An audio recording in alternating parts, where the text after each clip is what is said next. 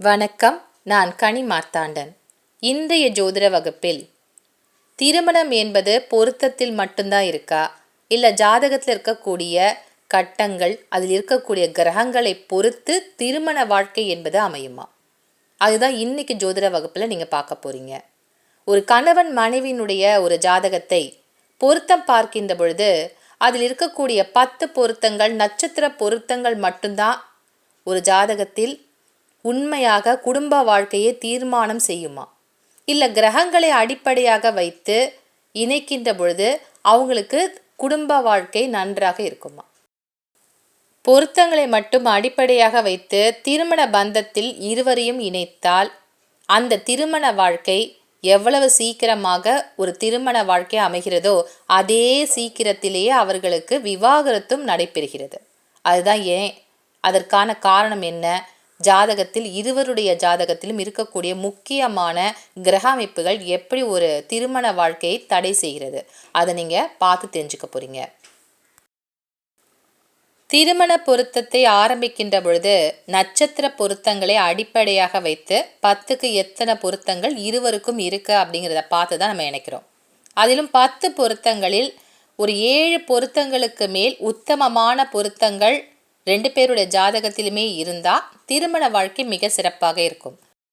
வேறு எந்த பொருத்தங்களையுமே பார்க்க வேண்டாம். முக்கியமாக ஜாதக கட்டத்தில் இருக்கக்கூடிய கிரகங்கள், அதனுடைய பலம் என்ன, எந்த கிரகங்களுடன் சேர்ந்திருக்கு, இந்த விஷயங்கள் அனைத்துமே யாருமே சரியாக பார்க்கறதில்ல. நட்சத்திர பொருத்தம் சரியாக இருந்தால் போதும். இந்த 2 ஜாதகங்களையும் பார்த்தீங்கன்னா, கணவருடைய நட்சத்திரம் அவிட்டம், மனைவிக்கு திருவோண நட்சத்திரம். இவங்களுக்கு திருமண வாழ்க்கை என்பது ஒரு திருமணமாகி ஒரு 2 ஆண்டுகளுக்குள் திருமணம் என்பது டைவர்ஸ் ஆயிடுச்சு, விவாகரத்து பெற்ற ஒரு ஜாதக அமைப்பு. நட்சத்திர பொருத்தம் பார்த்தீங்கன்னா ரொம்ப நல்லா இருக்கு. 2 பேருக்கும் சேர்த்து 8 பொருத்தங்கள் இருக்கு. இந்த 10க்கு 8 பொருத்தத்தில் 2 பொருத்தம் மட்டும்தான் இல்லை. 1 ராசி அதிபதி பொருத்தம் இல்லை, அடுத்தபடியாக மகேந்திர பொருத்தம் இல்லை. மற்ற எல்லா பொருத்தங்களுமே இந்த 2 பேருக்கும் இருக்கக்கூடிய ஜாதக அமைப்பு.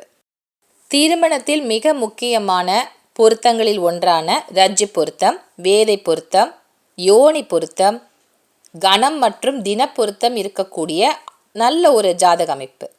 நட்சத்திர பொருத்தம் நல்லா பொருந்திடுச்சு, ஆனால் ஜாதகத்தில் இருக்கக்கூடிய கட்டங்களுடைய இணைவு சரியாக பொருந்தவில்லை. அதனால் அவர்களுடைய திருமண வாழ்க்கை என்பது விவாகரத்து ஆகக்கூடிய நிலையில் 2 பேருமே பிரிந்து வாழக்கூடிய நிலை என்பது ஏற்பட்டிருக்கிறது. அது எப்படிங்கிறத நம்ம இப்போ ஜாதகத்தை பார்த்து கணிக்க போகிறோம். ஒரு ஜாதகத்தில் 2ஆம் இடம், 7ஆம் இடம், 8ஆம் இடம், இந்த 3 இடங்கள் பாதிக்கப்பட்டால் குடும்ப வாழ்க்கை மோசமான நிலையில் அந்த ஜாதகருக்கு செயல்படும், நல்லா இருக்காது. 2, 7, 8. அதே போல பாவ கிரகங்களான சூரியன், செவ்வாய், சனி, இந்த 3 கிரகங்கள் ஜாதகத்தில் எந்த இடத்துல இருக்கு, எந்த கிரகங்களுடன் இணைந்து இருக்கக்கூடிய நிலையில் இருக்கு, இதையும் பார்த்தாதான் அந்த ஜாதகருக்கு திருமண வாழ்க்கை என்பது சிறப்பாக இருக்குமா, நல்ல ஒரு குடும்ப வாழ்க்கை அமையக்கூடிய ஜாதகரா அப்படிங்கிறத நம்மளால் கணிக்க முடியும். இந்த 2 ஜாதங்களுக்கு இடையே நட்சத்திர பொருத்தம் ரொம்ப நல்லா இருக்கு, உத்தமமான ஒரு பொருத்தம் இருக்கக்கூடிய ஜோடி. ஆனால் திருமண வாழ்க்கை சரியா இல்லை. திருமணமாகி ஒரு 2 ஆண்டுகளுக்குள் திருமண வாழ்க்கையில் பிரிவு ஏற்பட்டிருக்க ஒரு ஜாதக அமைப்பு. இந்த ஜாதகத்தில் முதல்ல சொன்ன மாதிரி இந்த 3 கிரகங்கள் சூரியன், செவ்வாய், சனி, இந்த 3 கிரகங்களுடைய நிலை என்ன அப்படிங்கிறத பார்க்கணும். சூரியன் ஆண் ஜாதகத்தில் சனி மற்றும் கேதுவுடன் சேர்ந்து இருக்கக்கூடிய ஒரு நிலை என்பது இருக்கிறது. செவ்வாய் ராகுவுடன் சேர்ந்து ஆண் ஜாதகத்தில் இருக்கின்றார். ஆக மொத்தம் இந்த 3 கிரகங்களுமே ரொம்ப ஒரு பாவ கிரகங்களுடைய கூட்டணியில் தான் இருக்கு ஆண் ஜாதகத்தில். பெண்ணுடைய ஜாதகத்தில் செவ்வாயுடன் புதன் கேது இணைவு என்பது இருக்கக்கூடிய அமைப்பு. சனியுடன் சுக்கிரனும் சேர்ந்திருக்காரு. சூரியன் தனித்திருக்கக்கூடிய நிலை. ஆனால் செவ்வாய் நீசம் பெற்ற நிலையில் கேதுவுடன் சேர்ந்திருக்கக்கூடிய ஒரு அமைப்பாக இருக்க சனி 12ஆம் இடத்தில் அமர்ந்திருக்காரு. ஆண் ஜாதகத்தில் இந்த 3 பாவ கிரகங்களுமே பலமான பாவ கிரகங்களுடன் கூட்டணி சேர்ந்திருக்கு. பெண் ஜாதகத்தில் செவ்வாய் மட்டும்தான் கேதுவுடன் சேர்ந்திருக்கக்கூடிய ஒரு அமைப்பாக இருக்கு.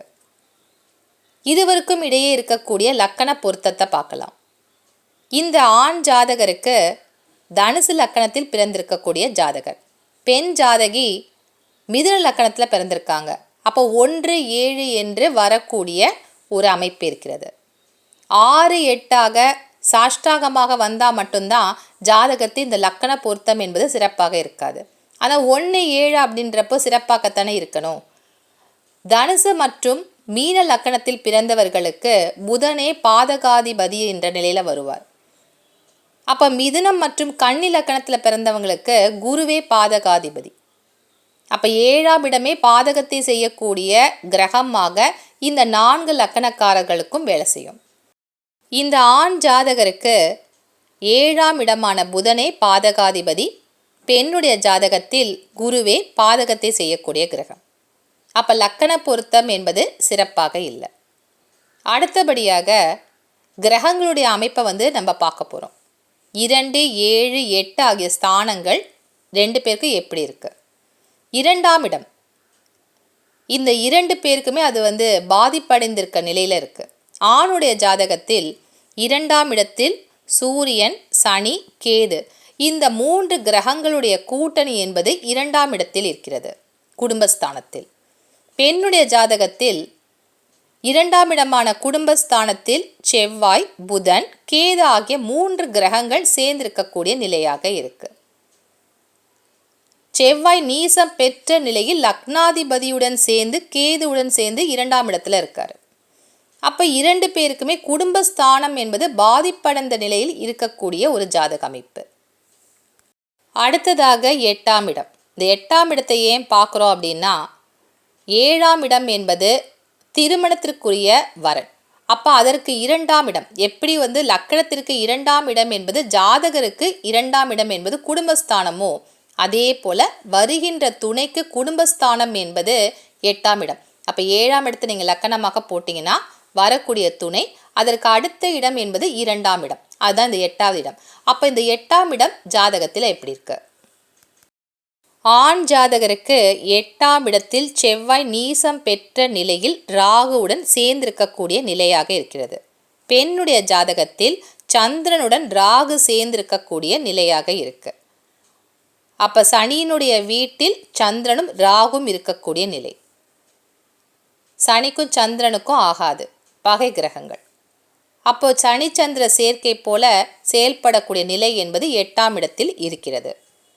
அப்போ இது 2 பேருக்குமே 8ஆம் இடமும் பாதிக்கப்பட்டிருக்கக்கூடிய நிலையாக ஜாதகத்தில் இருக்கிறது. அடுத்தபடியாக நான் பார்க்க போகிறது 7ஆம் இடம். ஏன்னா களத்திர ஸ்தானம் என்பது திருமணஸ்தானம், அது எப்படி இருக்கு? ஆண் ஜாதகருக்கு 7ஆம் இடமாக மிதுன ராசி வரும். புதன் ஆண் ஜாதகருக்கு லக்கணத்தில் அமர்ந்திருக்கக்கூடிய நிலை. புதன் தன்னுடைய வீட்டை பார்ப்பதால் ராஜயோகத்தை தரக்கூடிய ஒரு கிரக அமைப்பு.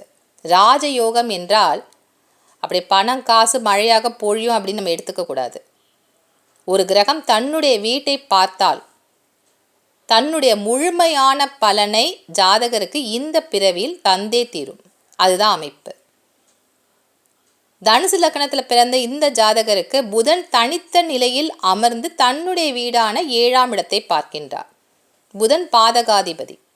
அப்போ 7ஆம் இடத்தை பார்க்கறதுனால திருமணம் இந்த ஜாதகருக்கு இளம் வயதில் அமைந்திருக்கிறது, நடந்துருச்சு. திருமண வாழ்க்கை சீக்கிரமாகவே கிடைச்சிருச்சு.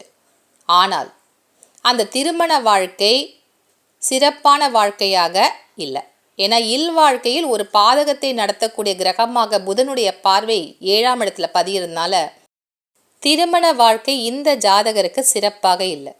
குருவினுடைய பார்வை ஆண் ஜாதகத்தில் 7ஆம் இடத்தில் பதிகிறது. ஏன்னா குரு 5, 7, 9 ஆகிய ஸ்தானங்களை பார்ப்பாரு. அப்படிங்கிறதுனால குருவினுடைய பார்வை 7ஆம் இடத்தில் பதிவதால் திருமணம் நடந்து விட்டது.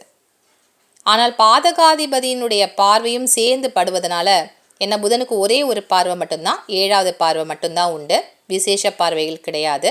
அதனால் புதனுடைய பார்வை 7ஆம் இடத்தில் பதிவதால் இந்த ஜாதகருக்கு திருமண வாழ்க்கை குருவின் மூலமாக அமைந்தாலும் அந்த இல்லற வாழ்க்கை திருமண வாழ்க்கையில் இணைந்தே செயல்படக்கூடிய அமைப்பு என்பது இல்லாமல் போயிற்று. பெண்ணுடைய ஜாதகத்தில் லக்கணத்திற்கு 7ஆம் இடம் என்பது களத்திரஸ்தானம்.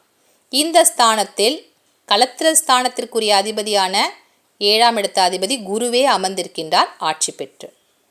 அப்போ குரு ஆட்சி பெற்று ஒரு பெண் ஜாதகத்தில் 7ஆம் இடத்தில் இருந்தால் சிறப்பானு கேட்டிங்கன்னா கிடையாது.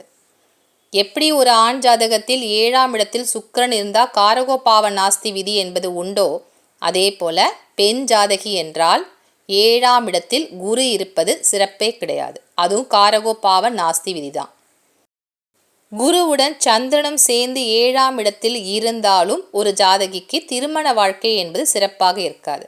இந்த விதியை கணித்து தந்தவர் புலிப்பாணி சித்தர். இப்போ 7ஆம் இடத்தில் குரு அமர்ந்திருக்கின்றார் ஆட்சி பெற்ற நிலை. குருவே பாதகாதிபதி. அவருடைய பார்வை லக்கணத்தின் மீது பதியக்கூடிய அமைப்பாக இருக்கிறது. அதே போல சூரியனுடைய பார்வை 7வது பார்வை லக்கணத்தின் மீது பதியக்கூடிய நிலை. அப்போ ஒரு பாவ கிரகத்தினுடைய பார்வை 7ஆம் இடத்தில் பதிகிறது. குரு கேந்திராதிபத்திய தோஷத்தையும் தரக்கூடிய அமைப்பாக இந்த பெண் ஜாதகத்தில் வேலை செய்கிறது. என கேந்திர ஸ்தானங்கள் என்பது 1, 4, 7, 10. அப்போ இந்த 4 ஸ்தானத்தில் குரு தனித்திருந்தால் கேந்திராதிபத்திய தோஷத்தையும் ஜாதகருக்கு சேர்த்தே தருவார். அப்போ இந்த ஜாதகிக்கு களத்திர தோஷமாகவும் கேந்திராதிபத்திய தோஷத்தை தரக்கூடிய கிரகமாகவும் குரு செயல்படுகின்றார். அவரே பாதகாதிபதி ஆட்சி பெற்ற நிலையிலும் அமர்ந்திருக்கின்றார். அப்போ திருமண வாழ்க்கை என்பது இந்த பெண்ணிற்கு அமைந்தாலும் குடும்ப வாழ்க்கை இல்லற வாழ்க்கையில் சிறப்பாக இல்லை. ஏன்னா 2ஆம் இடமும் பாதிக்கப்பட்டிருக்கிறது, 8ஆம் இடமும் பாதிப்படைந்திருக்கிறது.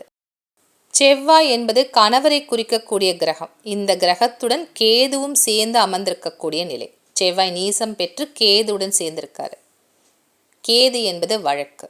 அப்போ இந்த பெண்ணிற்கு திருமண வாழ்க்கை என்பது சில ஆண்டுகளிலே முடிந்துவிட்டு அது ஒரு வழக்காக திருமணத்திற்கு பிறகு பிரிவாக செயல்படக்கூடிய அமைப்பாக இருக்கிறது. திருமண பொருத்தத்தை பொறுத்தவரையில் நட்சத்திர பொருத்தங்கள் மட்டும்தான் ஒரு ஜாதகத்தில் அதிகமாக வேலை செய்யும் என்று கண்மூடித்தனமாக கிரகங்களை பார்க்காம திருமண பொருத்தத்தை சேர்க்காதீங்க. ஏன்னா ஜாதகத்தில் கிரகங்களே அதிகமாக வலுவாக செயல்படும். ஒரே நட்சத்திரத்தில் பிறந்த பலருக்கு ஒரே மாதிரி திருமண வாழ்க்கை என்பது இருக்காது. கிரகங்களை அடிப்படையாக வைத்து அவர்கள் பிறந்த நேரம் அதை கொண்டு கணிக்கப்படுகின்ற லக்கணமும் ஜாதகத்தில் மிகவும் முக்கியம். அதனால் கிரகங்களை நன்றாக கணித்து திருமண வாழ்க்கையில் சேர்க்க வேண்டும். இல்லாவிட்டால் மோசமான கிரக இணைவுகள் இருவருக்குமே இருந்தால் அந்த திருமண வாழ்க்கை என்பது நீடிக்காது. திருமண பந்தம் என்பது சீக்கிரமாகவே ஒரு முடிவுக்கு வந்துடும். கோச்சார கிரகங்களுடைய பெயர்ச்சி நடக்கக்கூடிய தசா இதெல்லாம் சிறப்பாக இருக்கக்கூடிய காலகட்டம் வரைக்கும் மோசமான கிரக இணைவுகள் இருக்கக்கூடிய ஜாதகங்களை பொருத்தி வச்சிங்கன்னா அந்த நல்ல இருக்கக்கூடிய தசா நடக்குது, ஒரு சுப கிரகத்தினுடைய தசா நடக்குது, ஜாதகருக்கு இப்போ நல்லா இருக்கக்கூடிய நேரம் என்றால் அது வரைக்கும் சிறப்பான ஒரு வாழ்க்கையாக குடும்ப வாழ்க்கை ஓடும். அதுக்கப்புறம் பார்த்திங்கன்னா அந்த குடும்ப வாழ்க்கை நீடிக்காது. அப்போ ஜாதகத்தில் இருக்கக்கூடிய ராசி கட்டத்தில் கிரகங்களுடைய இணைவு 2 பேருக்குமே நல்லா இருக்கா, 2, 7, 8 ஆகிய ஸ்தானங்கள் சிறப்பாக செயல்படக்கூடிய அமைப்பு இருக்கான்றதை நன்றாக கணித்து திருமண பொருத்தத்தில் சேர்க்க வேண்டும். நட்சத்திர பொருத்தங்கள் மட்டுமே அடிப்படையாக வச்சு கணிச்சிங்கன்னா அந்த திருமண வாழ்க்கை முற்றிலும் கோணலாகவும் முடியலாம்.